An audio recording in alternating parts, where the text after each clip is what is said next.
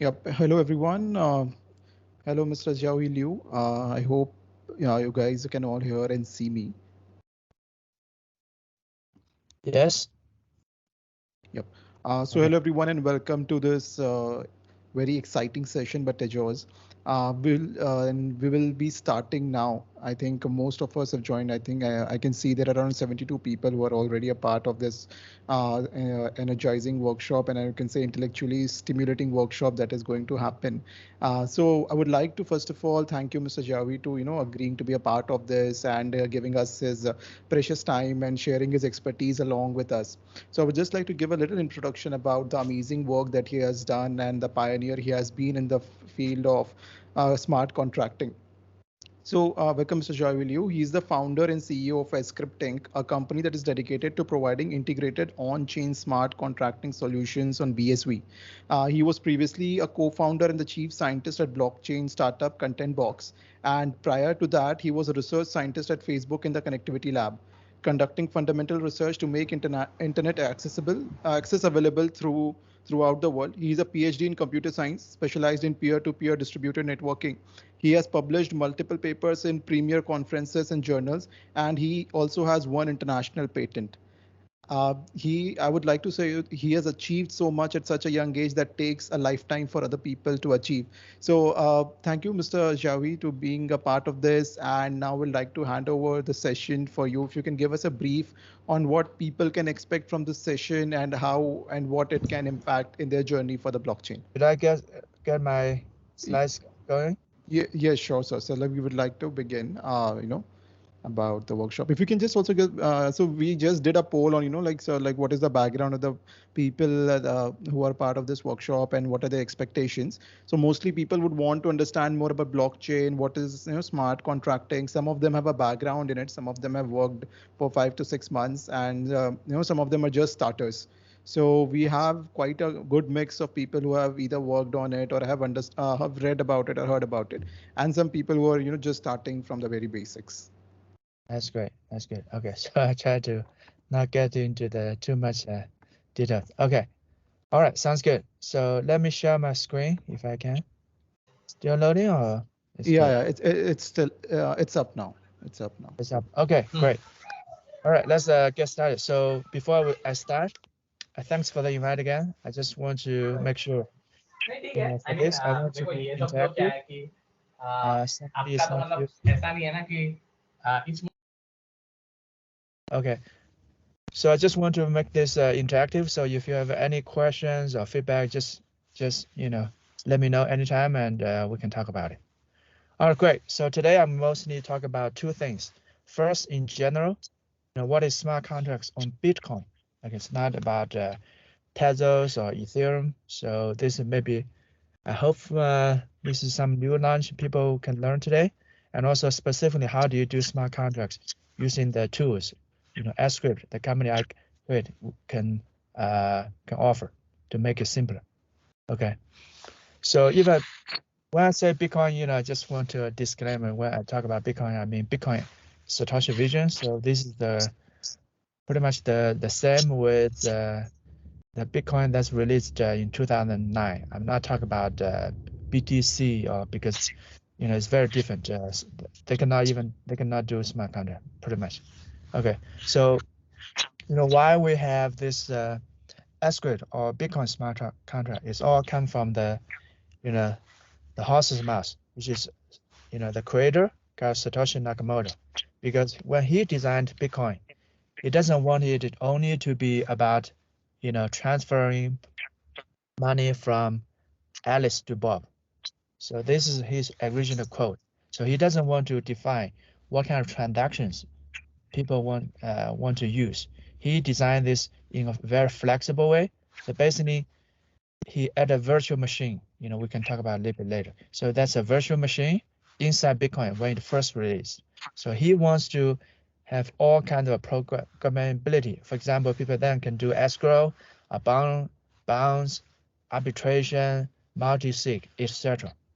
So today, in today's world, when he wrote this, there's no the the catchphrase hasn't caught on yet, which we now call smart contract. Basically, the code that's running on a blockchain. They can ensure transparency, auditability, and immutability. All right. So that's where it comes from the horse's mouth. Okay. So here, for a lot of people, you probably already know, but in case just some people that don't know on high level, I just want to give a high level how Bitcoin works. Okay. So you probably heard about, in Bitcoin, for example, here, as a very simple example,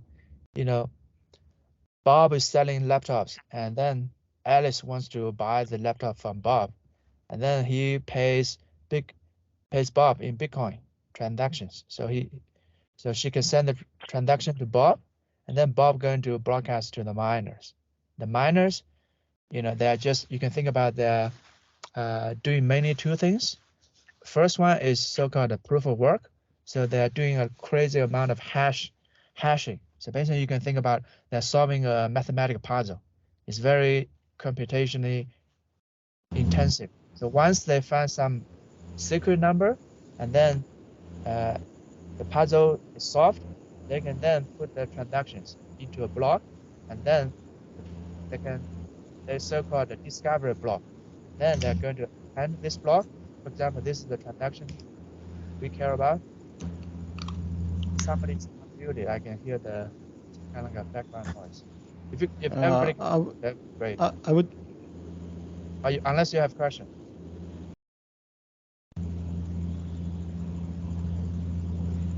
Steel, kind of like a vehicle, background noise.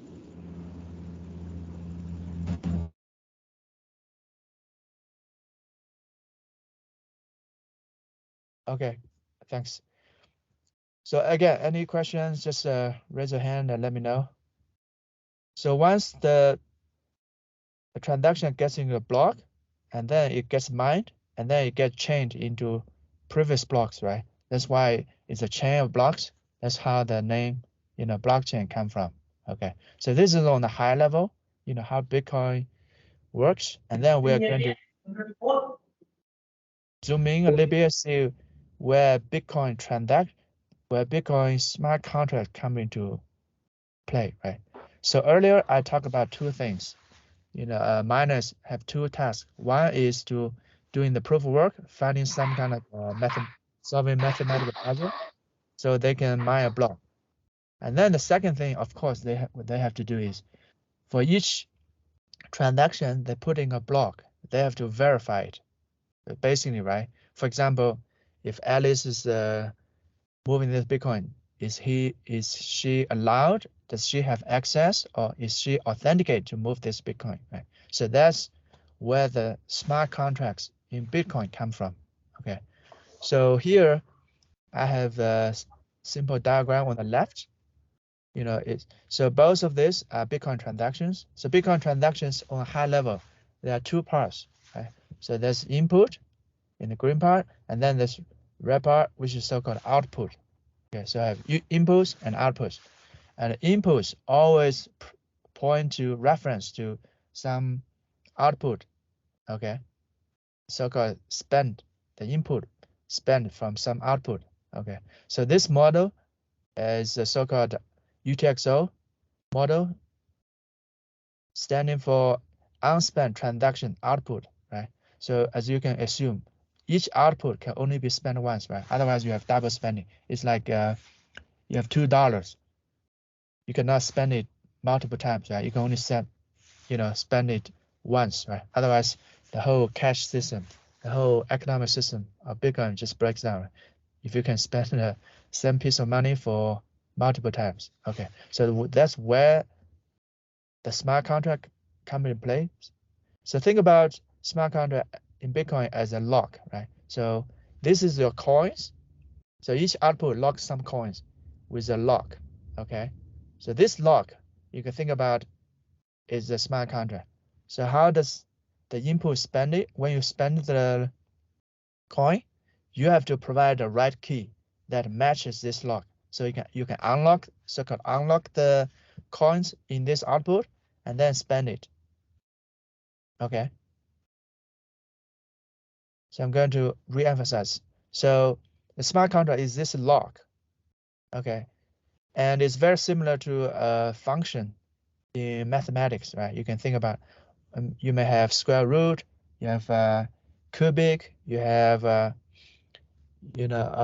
all kinds of functions, any arbitrary functions you can declare. Okay, and then the secret is like a input, the parameter to the function. So this function is a Boolean function, can only be a Boolean function. So if it's returned true, that means the key matches the log, and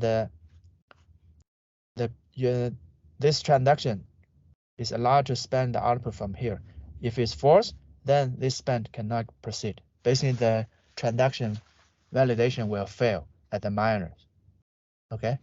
Any questions so far?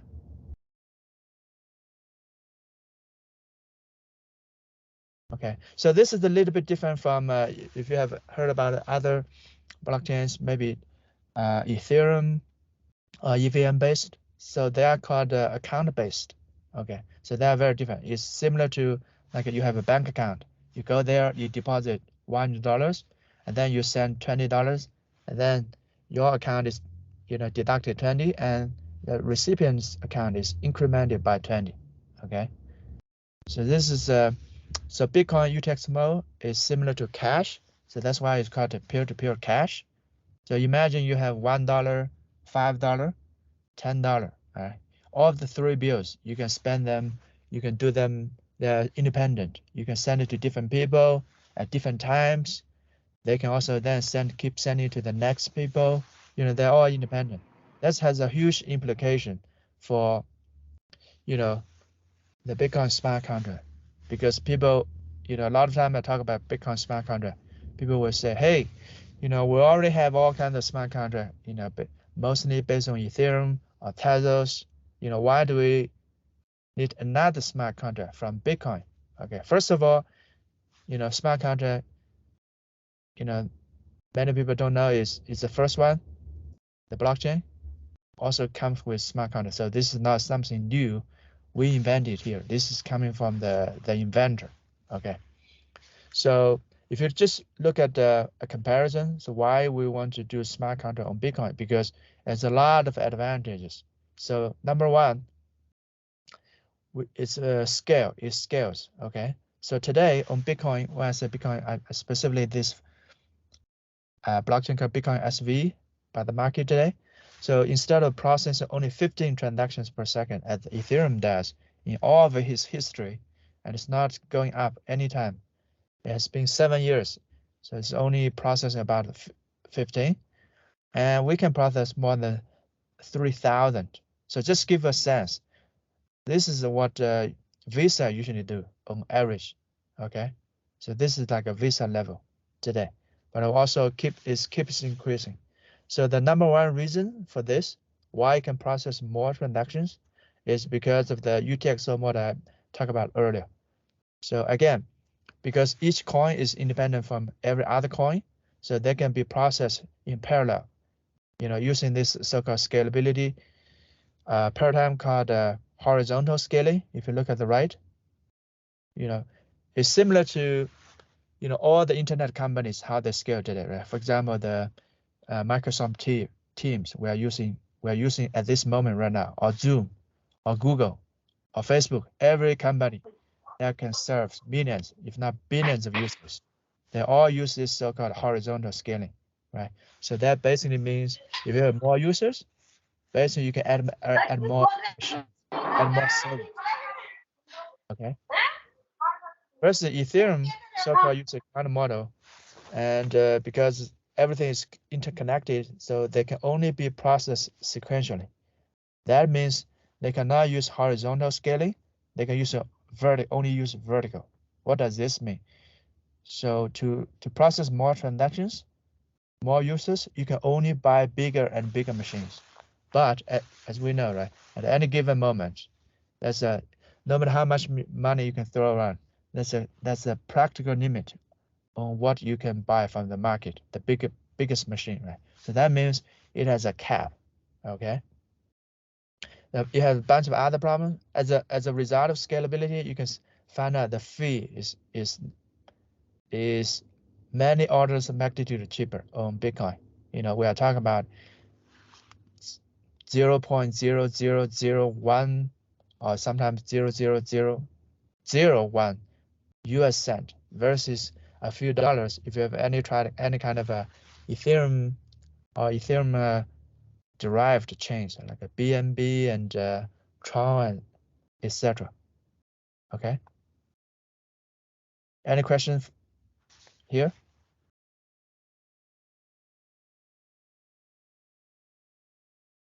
Okay. Yeah. So go ahead. Excuse me. So is there any limitation to this Bitcoin smart contracts? Actually, no. So I think this is a very good question because people may ask, hey, I heard about Bitcoin smart contract. Maybe it's very simple and primitive. There's a lot of contract you cannot do. The answer is actually no. I think it's let me check if I have a slides for that. But maybe not. But basically, it's so-called Turing complete. Okay, anybody wants to share what the Turing complete means? Anybody wants to have a try? Doesn't have to be, precise or complete. Anything? Can you repeat the question? What is Turing complete?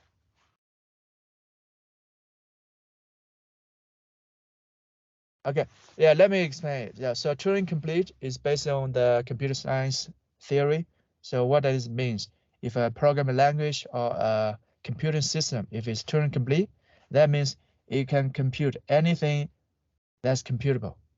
So in practical sense, that means for Bitcoin smart contract means any smart contract that's running on any other blockchain or by any other computer, you can program it on Bitcoin. So there's no smart contract that's, for example, practical. You can do on Ethereum, but you cannot do on Bitcoin. So you can do any smart contracts you want to have. Hopefully that answered the question. So if you are interested, we have a blog, and if you go to our blog, the pinned up article is actually about Turing complete proof in a practical sense. So basically, I code a Turing complete Turing machine, and then it runs today on Bitcoin. Okay, good question. Another question? If not, let's keep going. Okay. So, we talk about in theory, Bitcoin smart contract versus Ethereum ecosystem. This is practically how it looks like if you want to develop on Bitcoin smart contract, right? So if you have any kind of already familiar with some kind of blockchain development, for example, Ethereum, this is the tech stack you are using.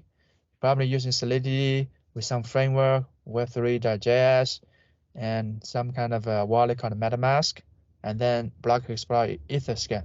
So basically, we have the same competing, you can think, alternative tech stack. So everything you got from there, we have a counterpart here. And a lot of times, I would argue, is actually better performance, easier to use. Okay, so I'm going to dive a little bit into the details from now. For example, how do you code smart contract?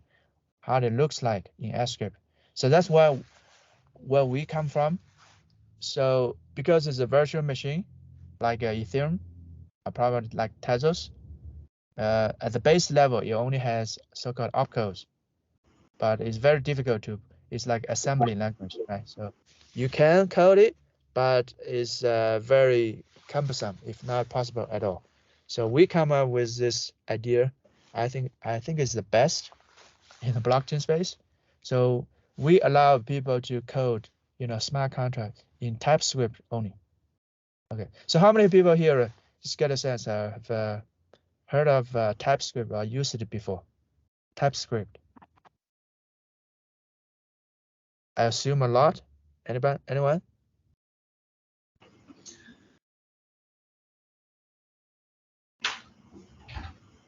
Okay, great. That's good. Okay. Yeah.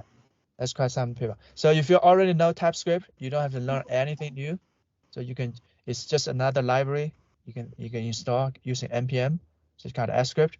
So after that, you can, for people who have not heard about TypeScript, I'm assuming you probably heard about JavaScript. So you can think about TypeScript is pretty much, you know, JavaScript plus static types. Okay, so that's pretty much like TypeScript. It's also because JavaScript is the number one, the most popular language over there. So TypeScript is also very close. Okay, so this is just a high level. If you want to program smart contract in Bitcoin using script, so this is what hello world looks like. Okay, so in this hello world, I just deploy a very simple contract. Basically, it's a hash. It's called a hash lock. So you lock up some coins, and whoever knows the answer to the hash problem, basically you have to know X that hashes to a given Y. Okay, so this is like the Y here, and then if you can hash, I use SHA-256 here. If you know the answer X that hashes to Y, and then you are authorized. You can move the coin. The coins. Now you can spend the coins. Okay, so I'm going to dive a little bit into details later, but then that's how it looks like on a high level. Okay, I hope this is straightforward and easy to follow without even me getting into all the highlight the syntax difference, because this is just TypeScript or similar to JavaScript. Okay, any question? Okay, if not, let's just keep going. Okay. So this is another, smart contract. So for people who have, anybody heard about this term before? Pay to public hash in Bitcoin? Anyone? No, sir. No, sir.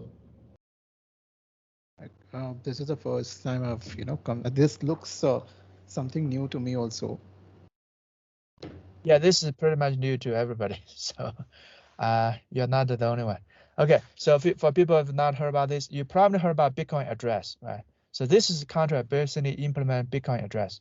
So for Bitcoin, when usually Alice sends to Bob some Bitcoin, she sends to Bob's so-called Bitcoin address. Okay, what is the address? Basically, you probably heard about, in Bitcoin and a lot of, I think in all of blockchains, if not most, in most, if not all. So you have this so-called private key and public key, right? So address is basically a hash of the public key. So when you spend it, you have to provide, the address is basically a hash of the public key. So when you want to spend a coin from some address, when Bob wants to send the coin he just received from Alice, she has to provide mostly the digital signature. Okay, so you are going to check the signature against the public key. And also because this is a hash, so you want to make sure the hash matches, the public key matches the address. Okay, so this is the most popular smart contract running on Bitcoin since day one, because usually for all the wallets, not all, for most wallets, you can only send from one address to the other. So this actually is how the address looks like if you break it down, if you code it in script smart contract. This is what it's doing. Okay.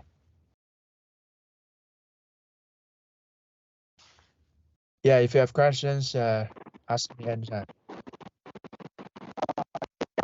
I think we have a question from Ayush. Go ahead. I think the voice is breaking up for me. I don't know if anybody else can. Yeah. For me also, Ayush, your voice is cracking. I mean, like. You can just type your question in the chat.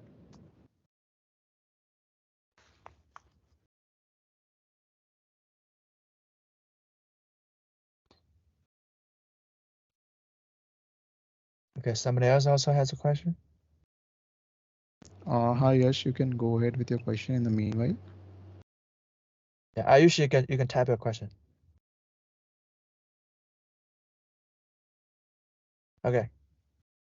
Who's next? Go ahead.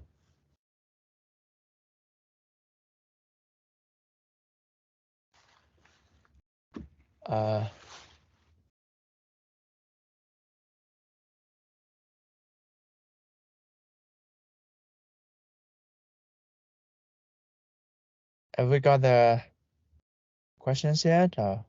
Yeah, so Ayush's question is, in terms of adoption and compatibility, are there any noteworthy developments or changes related to P2P addresses in recent Bitcoin's upgrades and proposals? Short answer, no. So this address has been around, has been there since day one. So it's not, it has not changed. So the only thing that changes significantly is before you can think about Bitcoin only have one address, one smart contract that's running. That's so-called address, right? Because everybody's using address. But address, as I said, in the very first slide, that's what the number one, smart contract since Satoshi released it. But Satoshi designed it in a way such that you can use smart contract to code all kind of transactions, not only address. So that's where we come from, the Bitcoin smart contract and also AppScript. You can have any other smart contract besides address running, but address itself is not changing, has not changed since 2009. It won't change. Okay. And I think that's some other question. Somebody else raise hand, but Yeah, but I think they have now. okay. Yeah, we Yeah. can ask later if you want. Okay. Yeah, any use cases if there are, Ayush is asking. Yes. For Bitcoin smart contract or what? Ayush, is it for P2PKH as in pay to pub key hash or for smart contracts? Is it for smart contracts, right? Or if you can just mention. Okay. So if you're talking about smart contract, I think I'm going to cover a lot of use cases in the later session of the talk. But we'll you have to hold. Okay, that's a big section of the talk. Okay, so I'm going to here good. Maybe I now convince a little bit to check into this because my contract escape. But what kind of practical contract people have already built, and I want to get a sense. Okay, so I'm going to cover that later. All right, very soon though. So I just showed you how to code some script smart contract running on Bitcoin. But the good thing about us is it's just TypeScript and JavaScript, so you can use all your favorite tools.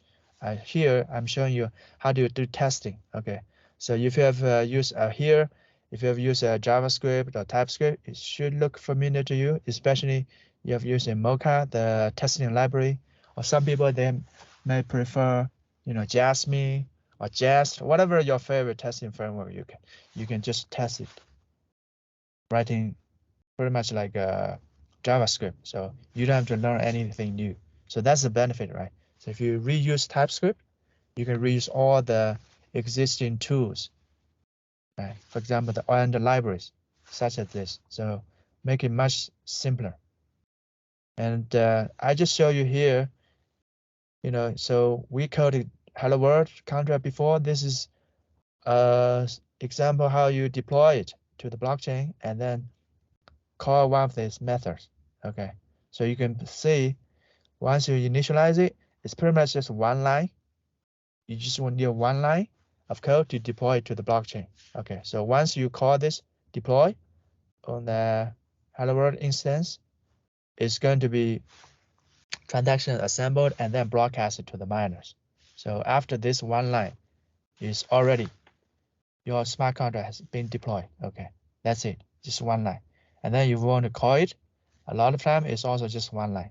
You can just on methods, it's called because it's kind of unlock, and you have to give it the so-called X, also called a hash per image. So if it is a match, this one also going to succeed and also going to spend from the deploy transaction. Okay, so this is one transaction, and this is another spending from it. Okay, as simple as that. Any questions?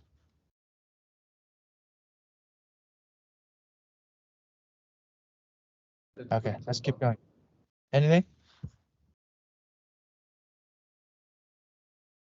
Okay, let's keep going. So this is also one of my favorite features about script smart contract development. So a lot of time, I don't know about you guys, if I write some contract, especially some big complicated ones, which I'm writing more and more often, it's not going to work for the first time. Okay. I don't know about you guys. Maybe you guys are better and you wrote it once and then it just works. Okay. For me, it's just almost never happens, right? So you almost invariably, you always have to debug it. Okay.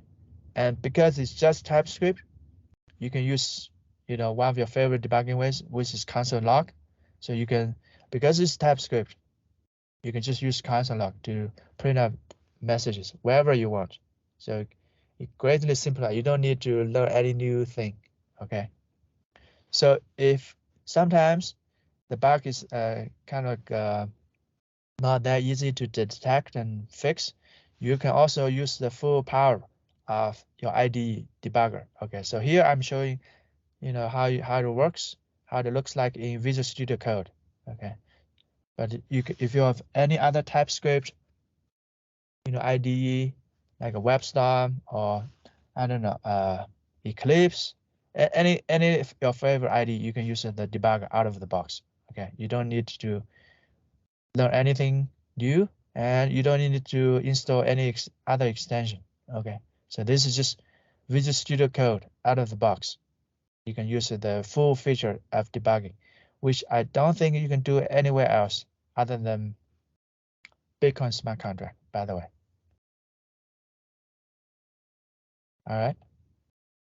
Any question about the development testing, deploying a call, and how do you debug it? Any question? Anyone? No, sir. Can we? Clear. So, Go ahead.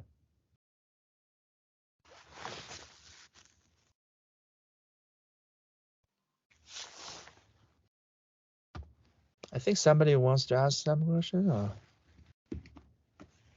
so can you once again explain the debug part? So, Oh, you mean the debugger or the console log? Console log, I assume I don't have to explain much, right? yeah. Yes. Okay, the about debugger, because as I said from very beginning, script smart contract running on Bitcoin is written in TypeScript, right? So it's just like any other TypeScript program you have, and because of Visual Studio Code, is come with TypeScript debugger by default, right? And so when you debug script by extension, right? When you debug script smart contract, because it's just TypeScript, so you can just use Visual Studio Code, the default debugger out of the box to debug it. You don't have to use any other extension or learn any other debugger. You can, for example, here, you can set up some breakpoints. You can step through it. You can watch the variables. You can look at the call stack. You can look at the value of the variables. You can even use in the console log to interact and maybe some other value or evaluate some expression like any other kind of repo. So it's just TypeScript. So you can use any TypeScript debugger to debug it. Okay. This Yes. makes sense? Okay. Anyone else?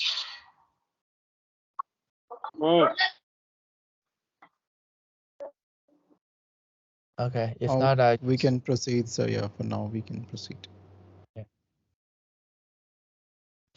So let's keep going. Okay. I talk about all the workflow so far. You can do testing, debugging, but of course, another one is do package management. Right? Once you get any kind of like a serious project going, you invariably encountering the different versions, right? So because it's TypeScript and JavaScript, you can just reuse the Node.js package manager called npm.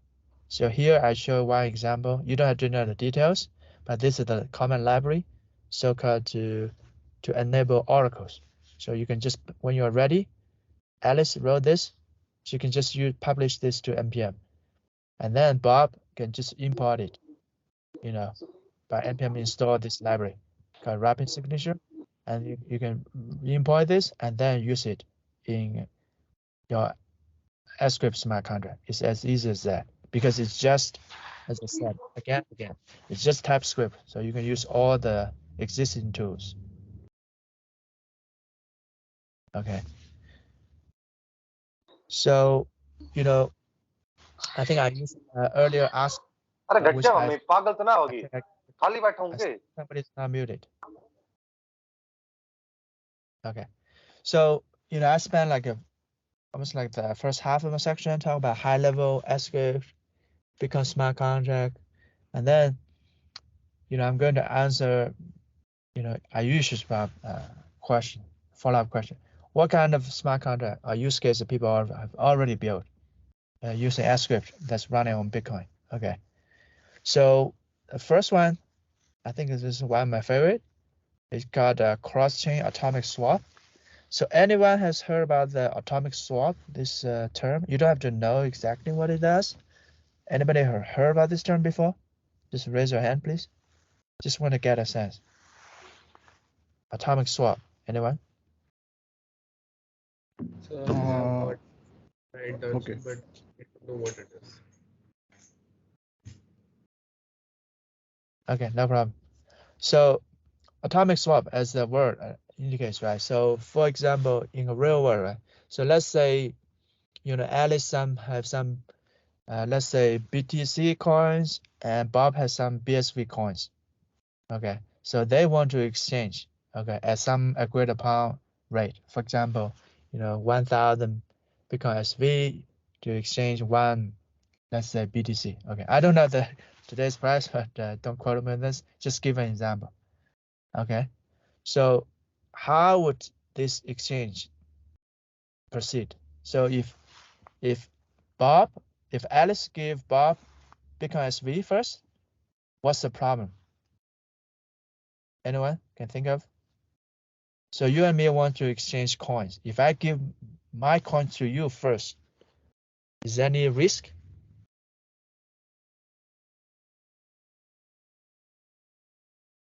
The change of value that coin holds. And what's the potential risk if I just give my coins to you first? You can just run away, right? You don't give me your coins. Make sense? Yeah. So you have so-called the trust issue or counterparty risk here, right? It's this is one of the primary examples that I think a blockchain, specifically smart contract technology, comes into play. So you want to make sure a lot of, think about commerce, right? It's always about exchange. I give you some goods or service, you give me the money, right? But a lot of times, you cannot just do this, especially over the internet, right? Because we may not know each other. If you give me the goods, I don't pay you, right? Or if you pay me first, I may run away without delivering you the goods, right? Make sense? So in this specific example, I'm using the atomic swap is about exchange coins across different blockchains. Okay, maybe Tezos, and using some Tezos coin to exchange for, let's say, USDT on BTC, right? For example, you can do this with technology. So what this contract does is, it does two things. The primary thing is it uses a code, a specific contract called hash lock. So I'm going to give you a high level as you guys did the survey. So not everybody's like has a lot of experience in. So I'm just giving a high level. So basically, you use a smart contract to lock up on two chains. You lock up some big coins in a smart contract. Okay. So in Bitcoin SV, you write it in script. Okay. So what this contract does is pretty much, it's very similar to the hello world I showed. It's like a hash puzzle, hash lock. So if you need to move the coins, you have to provide the so-called hash per image, or X, that hashes to a given Y. Okay, so the key here is to make sure the Y is the same. So the hash is the same on two chains. So if I redeem my coins on BSV, I'm going to reveal the answer, right, which is X. And then Bob on BTC chain, because the blockchain is public, right, he can see my answer and then take the X and apply it on BTC. So that's the basic idea. You use some hash puzzle because the hash is the same. So whoever redeem it on one chain is going to reveal the answer on the other chain. Then the other person can, take the coins on the other chain. High level make sense?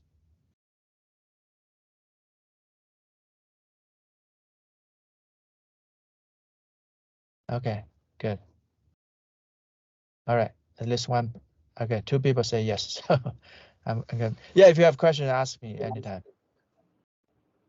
Which is kind of amazing if you think about the smart contract, because there's no any other technology. You cannot use an AI, machine learning, autonomous driving, or nuclear fusion. You cannot use any other technology to enable the trustless swap that in atomic way. Atomic means either both happy, or the exchange happens, or neither happens. It cannot go one direction, because then somebody's cheating, right? So you can extend this to all kinds of blockchains. As long as you can support pretty much hash puzzle, smart contract. For example, on Tezos, you can exchange this with all kinds of crypto assets, Bitcoins or tokens or ERC20, ERC721, Bitcoin ordinals, all kinds of assets. You can use this technology to swap them across chains. Any questions? Okay. Yeah, if not, let's go to the second example. I think this is also a cool example. How many of people have heard about hardware wallet? Or how many people have this? Anybody heard about care to explain what is a hardware wallet? Okay, go ahead. Dimension? Yes, so sorry, can you repeat the question? What is a hardware wallet? So Anybody? it's like, I don't know, so.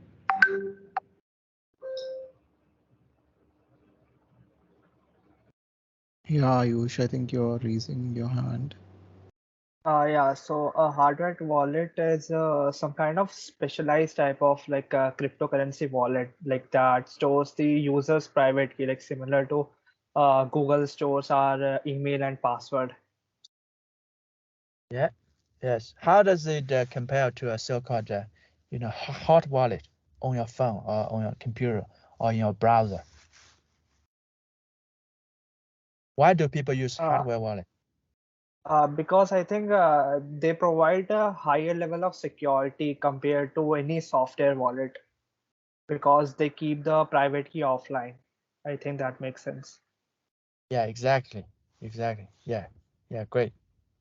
So for people who've not heard about hardware wallet, it's a specialized hardware that you keep offline. So the benefit is the security, right? Because every day I wake up, I see somebody get hacked. Or even me, for very, for once or twice, I got also somehow some hacked my wallet, so-called hot wallet, instead of a hardware wallet. A lot of people call it a cold wallet because it's cold, it remains offline. So hackers, there's no way for them to extract or steal your private key. The private key never leaves the wallet, hardware wallet. It's not never online, so it can never be stolen. All right. So that's what people usually keep the large amount of crypto assets, either Bitcoins or Tezos. So that's what where they keep it. So that's a slight problem. People have to buy this hardware, okay? So a lot of time it's not cheap, right? I think usually costs like $100 or maybe 200. Depends on what type of wallets you buy. But okay, how many people here have mobile phone? Can you raise your hand? Anyone?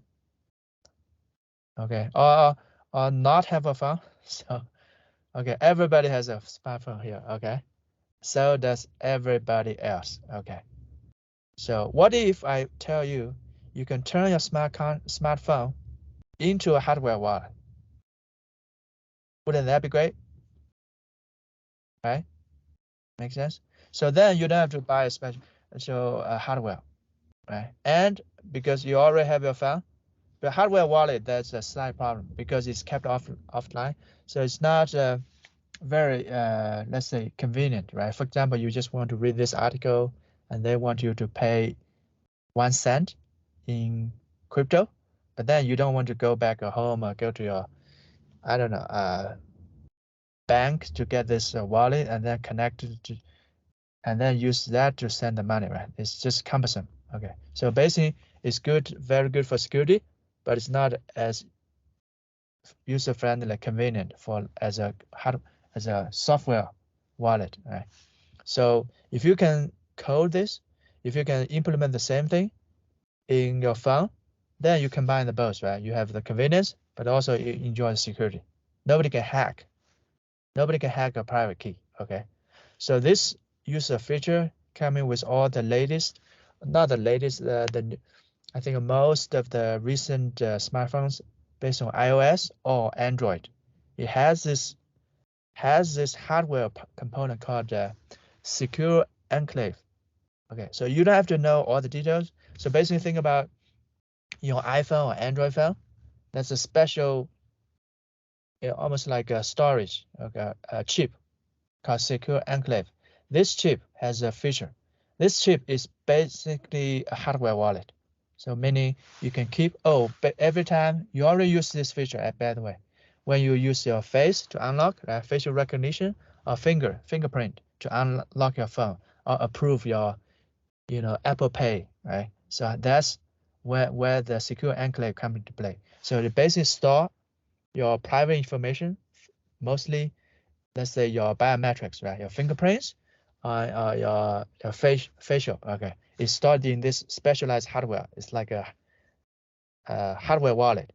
The thing is, this information never leaves, okay? Never leaves you cannot access this from your apps, basically from the CPU of the phone.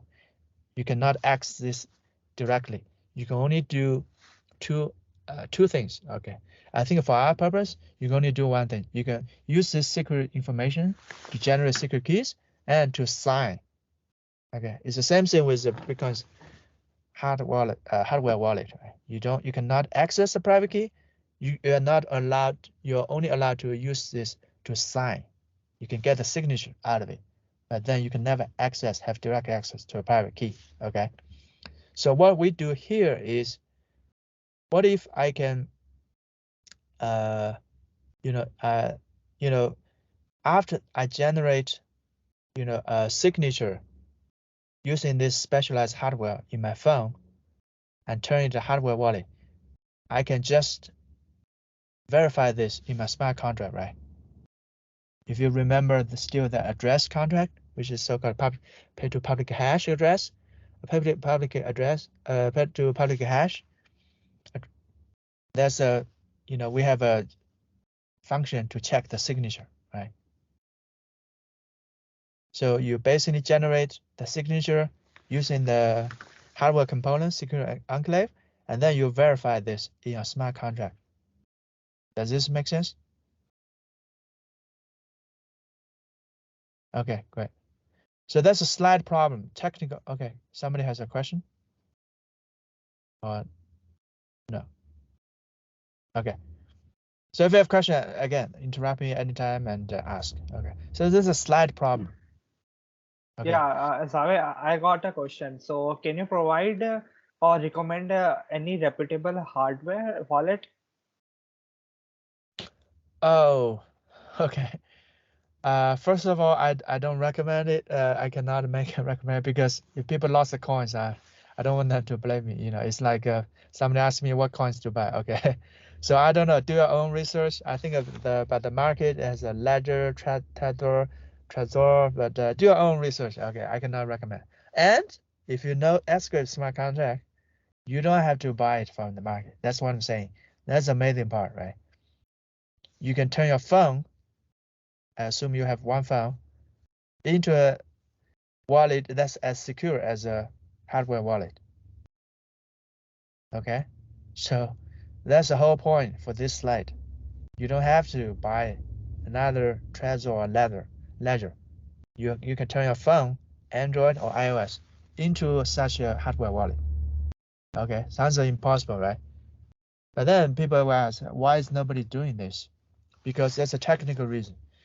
I think I'm not going to go into too deep, but when you think about, you know, Bitcoin or Tethers, you have the private key, public key, right? So this is based on some kind of cryptography, okay, called elliptic curve. Anyone heard about this term? Elliptic curve? Anyone? Okay, that is somebody. All right, so basically it's some kind of like as the name suggests, it's a curve, but it's based on some cryptography. Okay, so the not good thing, the bad news here is for Bitcoin and Ethereum and a lot of others is using one curve, but the iPhone and Android is using another curve, and these two curves are not compatible. Okay, so that's the tricky part. But here doesn't matter though, because as I said very earlier, in smart contract you can program anything. So you can program the iOS curve in your smart contract. That's exactly what we did, and then you can verify the signature based on that curve. Okay. Does this make sense or high level? I'm not going to the details. Yeah, it's kind of like very technical, some kind of more math. Yeah, but that's a high level idea. So this, you cannot just use the default curve, okay, because that's not compatible with the iPhone. All right, so you need to code this new logic, the new curve, the iPhone curve in your smart contract, and then you can verify the signature generated by the secure enclave and use your iPhone or Android phone as a hardware wallet. Okay, so that's good thing about learning about SQL, right? So you save 100, 200 bucks. You know, you can just code this yourself, and you can even build it into app, right? So anybody can use this and maybe pay for it. So they don't have to pay $100, $200. They can just pay you to use your app, maybe for $5. You know, so that's the power of Bitcoin smart contracts. Okay. And by the way, because since this is got a Tezos club, I think I first heard about these ideas from the Tezos community. If you can search, I think the Tezos, they have more than one curve, if I remember correctly. I think it supports the Bitcoin curve and also the iPhone curve. So for Tezos, I think you don't need even to code the new curve because it already adds support at the base layer. Okay. So it's kind of a coincidence, but good anecdote. All right, any other question regarding this? If not, let's keep moving. Okay. So let's see another example. Okay. So this one is also one of my favorite. So anybody play with Sudoku here? Anyone ever play Sudoku puzzle? Yes, I have played. Okay. Yeah, I think a So lot of I people. played. okay, great. So that's good examples. Well, any kind of a puzzle. Okay, mathematical puzzle. So if you say, you know, one day, you know, you just get tired or maybe this Sudoku puzzle is too complicated. What if you want to say, hey, I want to pay anybody who can give me the answer, I can pay them 1 Bitcoin, let's say, right? How would you do that? So again, you have the exchange problem, right? So if Alice here as Alice, right?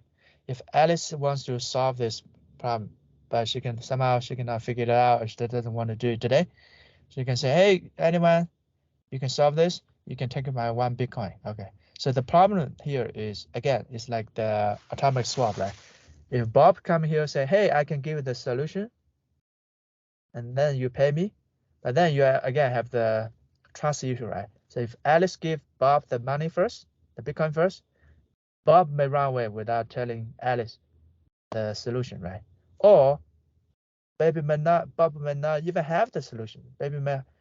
She claims he has one, but this is the wrong answer, okay? But then he already got the coin, right? Vice versa, right? If Bob tells Alice the right answer, then Alice can just run away without paying the Bitcoin, right? Make sense so far? Okay, so that's another thing. I think the smart contracts come into play, right? That beautifully, because you cannot solve this trust issue any other way, okay? Without introducing. Normally, you introduce a so-called third party, but then this third party is a lot of other issue, right? Usually, maybe you cannot find one, or maybe you have to charge, right? It's like buying a house, and the seller, the buyer does not trust each other. Usually, they have to go through the agent or escrow, and then you have to pay a very high fee, right? Same here, but then you can only solve this with a smart contract here. So what Alice can do is she just code the smart contract. What does the smart contract do? It's only gets, I think somebody's not muted. It only gets unlocked if if the answer is correct. Okay, right? That's something. Basically, this one is you code your Sudoku puzzle there, and then the smart contract code logic does is it verifies, right? It verifies the solution. It's very easy, right, to verify. You got all the column, the rows, and the subgrid, everything is non-repetitive from 1 to 9, right? So this contract is very easy to write. Actually, you may do it in 5 minutes. And then you deploy the contract to the blockchain. And then anybody, Alice doesn't even have to know, right? It can be anybody in the world. Maybe you're in India, you're from Nigeria. You can do it from anywhere. If you can solve this, then you get paid, right? And you don't have to worry about the counterpart. It's like a bounty, right? Public bounty, right? Anybody can solve it. They can get paid, okay? And you don't have to worry about, anybody cheating, because the blockchain, the smart contract can make sure nobody can cheat here, okay? So I just talked about this toy example of Sudoku, but this is just toy example. As I said earlier, the Bitcoin smart contract can encode any arbitrary complex computation you can think of, right? For example, you can have logistic, right? You want to find some shortest route to deliver all your packages.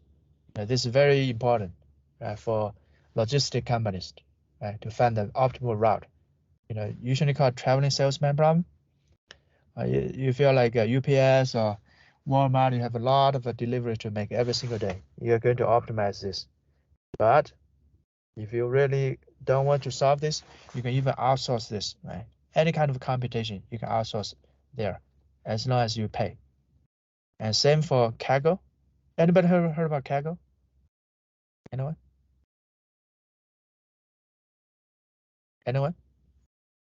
If you No, do sir. any, okay, great. What is Kaggle? Anybody care to explain? Oh, high level?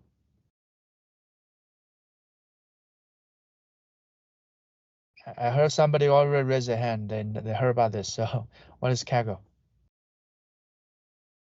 Yes, it has data sets. Yes. Is it like where you host competitions? I remember I used to use Kaggle like 4 5 years ago, maybe even long back. I remember there were like some competitions used to be there, and I mean like that is what I remember from, like I do not remember how it is. Yes, It's a exactly. Yeah. Go That's ahead. the platform that I use to download data sets for my machine learning project. Yes, yes. So basically, they hold competitions. So if you have, they have any kind of like a machine learning competition, for example, I think Netflix one time offered like $1 million for anybody who can come up with the best recommendation algorithm. Okay. So basically, they also have a lot of computational problems, mostly in machine learning space. They offer a prize over there. So if you can be the best, you win like a very large prize, up to $1 million. Okay. So you can think about this. You can also move this onto a blockchain, right? So you can hold this competition on chain, and everybody who has the best according to the game rules, the competition rules, they can win the money, right? So then you have a lot of other benefits, right? For example, what if Kaggle doesn't like this competition? They can ban you, right? Censor you, right? That's all the centralized platform is about, right? So on a blockchain, it's open and transparent. Parent. What if, hey, you may say, hey, when I get all the rules, the result from the competitors, because the judge is kind of like a black box, right? So you don't know whether the rules, maybe, oh, this is the best, but somehow they give the prize to the second place. It's just not transparent. I'm not saying they are doing that, but it's possible, right? You don't know. What is on chain, on a blockchain, everything is open and transparent. You don't have to trust because everything is verified by the miners and in the smart contract. You don't have to, it's transparent, right? Is kind of like open to public for everybody. And also you can host, because in Bitcoin, you can pay a very fraction of a cent. You can host a micro competition. Maybe you don't have $1 million as a price. Maybe I'm not suggesting you guys, maybe you have some homework. You just want to know what to do to solve some equations. You can, hey, I can offer 1 cent, right? For anybody, can solve this, right? Which not you can, I don't think Kaggle allows 1 cent as a price, right? So you can do all kinds of things. It's pretty much like Kaggle, but on Bitcoin. Okay. So far so good. Yeah. This kind of computation because it can be encoded in smart contract, arbitrary ones, complex. So you can think about all your favorite computation you don't want to do, but you want to pay somebody else to do. Okay. Here's just 3 examples. Okay. All right. If no question, let's keep going. All right. So this one, I think this probably fits best because as a intro at the very beginning, I heard this group. A lot of people are coming from the gaming background, gaming development background. Okay. So here, anybody heard about this term? Just heard about zero knowledge proof? Anybody? You don't have to know exactly. Just heard about this term before? Raise your hand. Zero knowledge proof? Anyone? Nobody? Really? I think this is very popular these days. I think in the past few years. Okay, no problem. So here, for people who have not heard about this, so basically it's a way, it's kind of cryptography, but on a high level, it means Alice proved to Bob she knows some secret, let's say X, without giving X to Bob. Okay, that's a high level. So think about digital signature, right? When you send when Bob sent to Alice's address, and she's supposed to know some of the private key corresponding to the address, right? But then when she spends it, can in the smart contract, right? Can Alice just expose her private key so she can prove she knows the private key? That's the most straightforward way, right? Because she needs to prove she has a private key corresponding to her address. Can she just expose to publish this her private key on the blockchain? Do you think so? That's how she proves, right? Can she? Anyone have a guess? If I send some Bitcoin to her address, you want to prove you have the private key. Can you just publish the private key? No. Why? It's private key and it shouldn't be made into the public because of security reasons. Yes, right, exactly. If you just publish your private key, then anybody who can look at the blockchain and then steal all your other coins, right? Steal your coins, right? So that's why the signature comes into play, right? You sign it, and then I don't know your secret key, but if I can choose because of the cryptography. If you have if your signature matches the public key, I'm sure you know the private key, right? Because that's the only way you can generate the correct signature. So that's one type of zero knowledge, right? You just prove it to me, you know the secret key, but without telling me the private key. Make sense? You're telling me you know something without telling me the thing itself, but I can be convinced, like a digital signature. Okay. So I think that's a high level. You can think about this kind of, if you want to research, just Google this term, and it's one of the most popular and the most complex smart contracts in the whole blockchain space, by the way. It's gigantic, okay? So I'm not going to cover that for today. I just want to apply it to games, okay? So how many people played, let's say, chess? Okay, good. So it's actually kind of easy to put chess on a blockchain. You can encode all the rules, in a smart contract, and then the smart contract is going to check, okay, all the moves are legit, okay, and you can even bet some money, right? Whoever wins, in the smart contract, you lock some coins. Hello, Whoever, hello, yeah, hello, sir. What is happening here? you have a question or Hello, yes? Do you have a question? hello. Do you have a question? If not, you can mute, please. Hello. I don't know what's Hel- happening. Yeah. Sir, am I audible? Okay. Do you have a question or No, sir, you may start. Yes, yes, I have He a joined by question. mistake. go ahead? I have a, I have,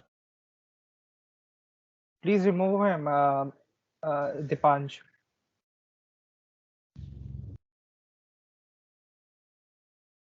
Yes, sir, you may start now.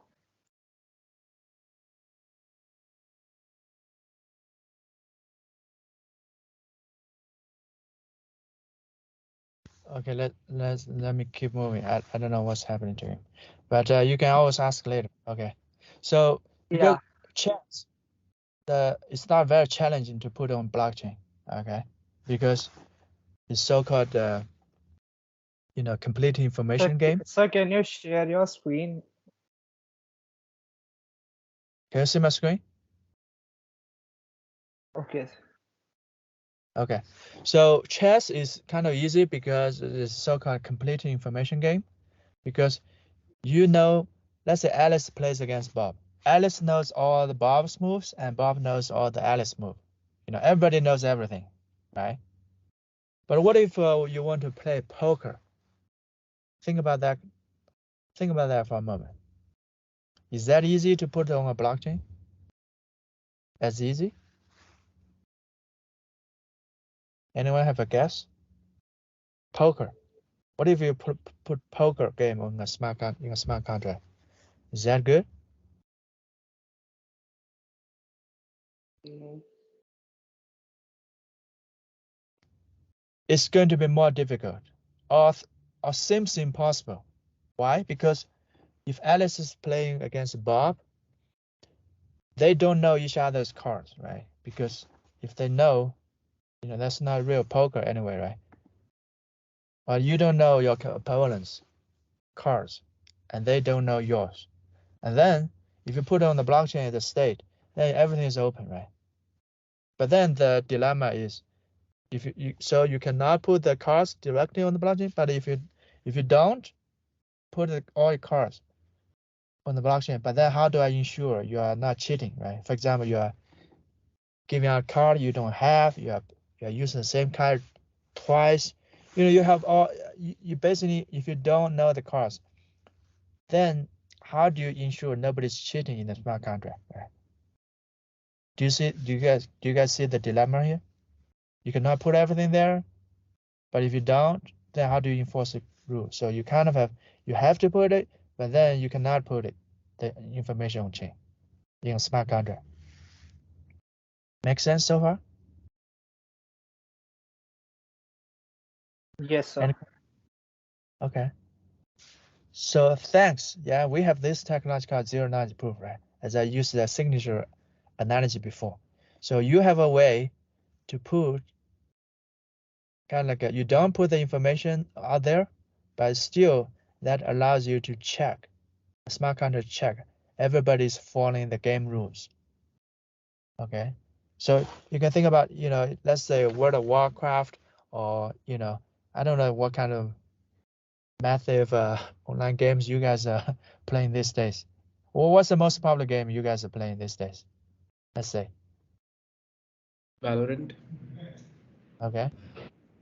So in that game, is everything, everything about everybody else, or it's like World of Warcraft? You don't know, you only know your things locally.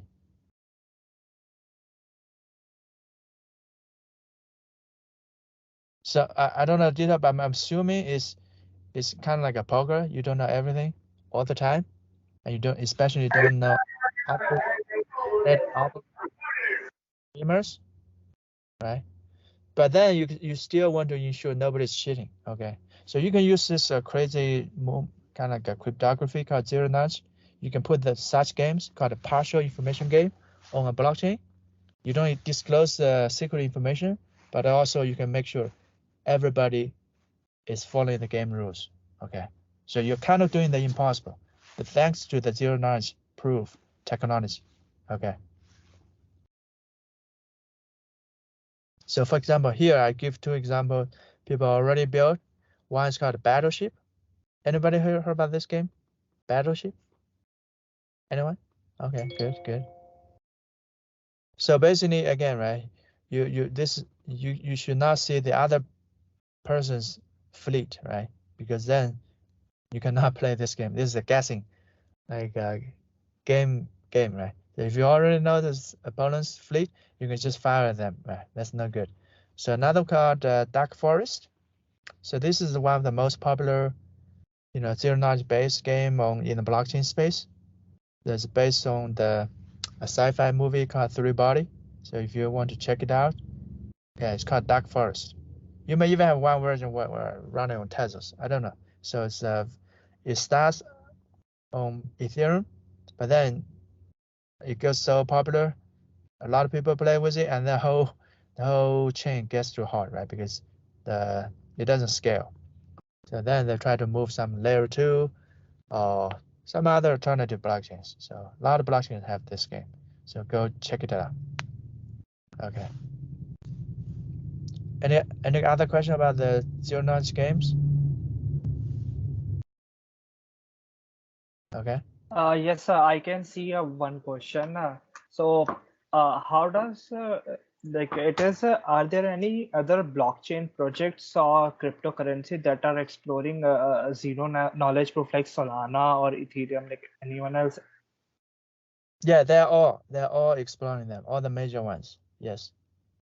If you heard about the That's even called a ZK roll up. Anybody heard about this term? Roll up. So basically, the Ethereum, because they cannot scale at the base layer, right? So-called layer 1, they want to scale so-called at layer 2. And the most promising technology of today is so-called roll up, and it's also based on zero knowledge. So yeah, it's very I think it's if not the most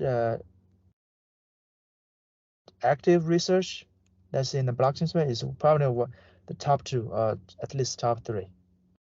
So everybody is doing research into this because it's very, I would say, it's very compatible with the blockchain space. The first one, it helps with scalability, and second one is help with privacy, which are the 2 major problems for open blockchains. So if not, definitely try to check it out. So we also, you can go to, so if you go to our website, I think I'm going to cover. I think that's end of the pretty much the end of that. I just can go to the last one.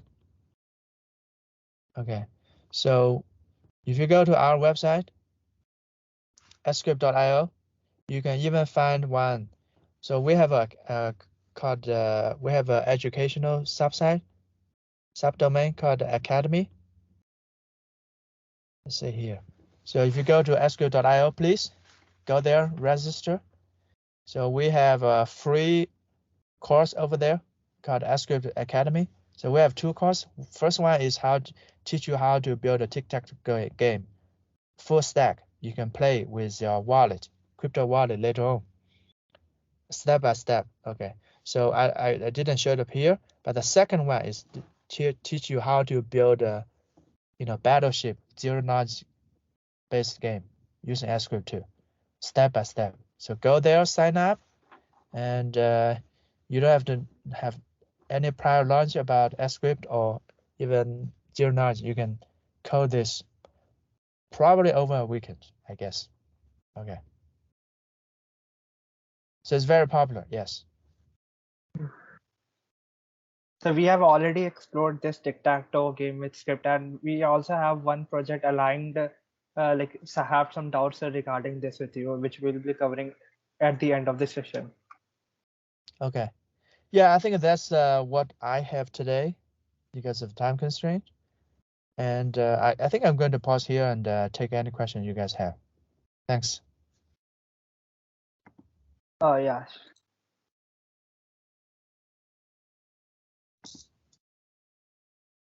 Okay. So what is the concern or doubt or question? Yeah, yes, sir. So even we have some questions. Yeah, Arpit, go forward.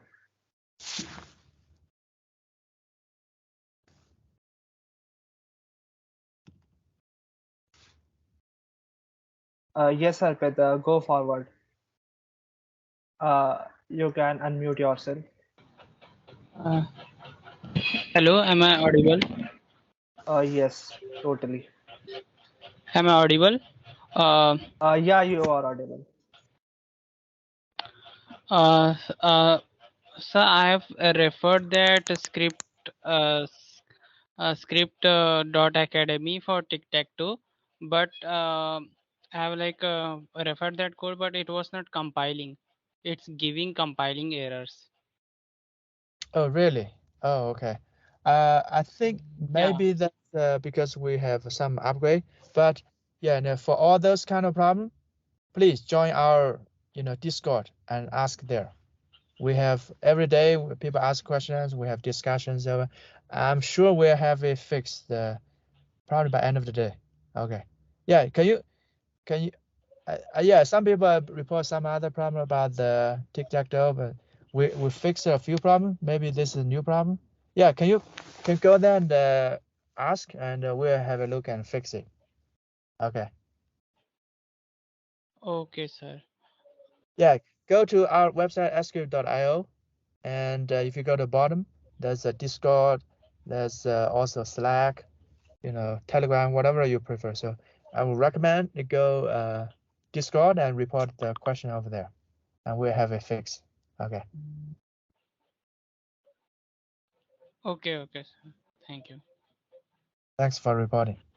Yeah, go, please go there, report it. Okay. Yeah, we, Or we any other, have one more. yeah, any other detailed programming question? Script, go to our Discord and ask there. Okay. Yeah, Arpit, thank you. And yeah, we have one question, Dave. Uh, so it is, what are some real use cases or industries that can benefit the most from smart contracts on Bitcoin? And how does Script enable these applications? Yeah, very broad question. I would say, for me, yeah, Yes. it's anybody's guess, right? It's like $1 trillion question. If you can figure this out, build some killer app, you'll be very successful. So for me, I'm looking at a few categories. One, I think the lastly I cover is game, right? Because if let me share this slide, that's the way I look at it. Maybe not everybody's looking at that way, but that's how I look at it. Okay. So for blockchain or specifically for Bitcoin, I look at it as like another new wave of computing technology, right? It's like a PC, personal computer revolution, and then we have the internet, cloud, and then we have the mobile revolution.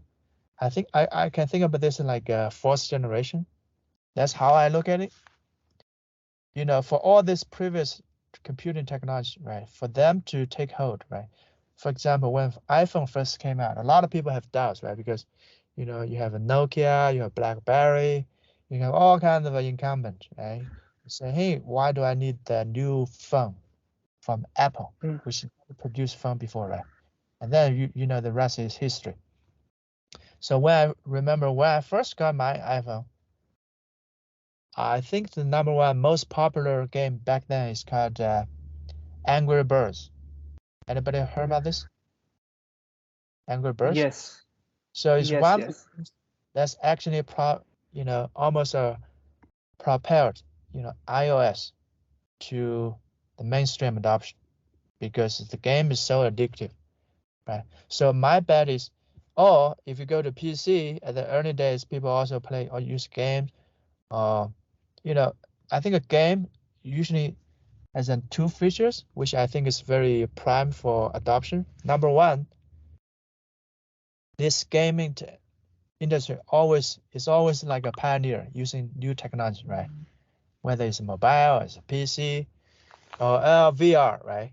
The game usually is one of the first industry to adopt it. It always have this track record. A second thing, I think is very good for a combination with blockchain technology because most people, because the blockchain is a little bit special because the your program, your code, your app actually deal with people's money, right? Crypto assets, Bitcoin, Tezos, USDT, ERC20, whatever it is, right? It's of actual monetary value. So if you have make some bugs, in a game, you have some bug, people, maybe restart a computer or refresh or whatever. It's not end of the day, right? But then if you lock all your money in a blockchain app and then the app has some bug, then you are wasted, right? Then it's devastating, okay? And then games is one of the low, I would say, risk, right? Because if you have some tokens there, maybe you have a $1 there, and it crashes or it gets hacked, it's not the end of the day, right? So I'm more than willing to play some games on a blockchain than putting all my savings into a blockchain bank, right? So I think based on this too, I think the game, yeah, I think the games could be one of the place where the killer app first shows up. It's just my hunch, okay, but nobody knows, to be honest, right? And another big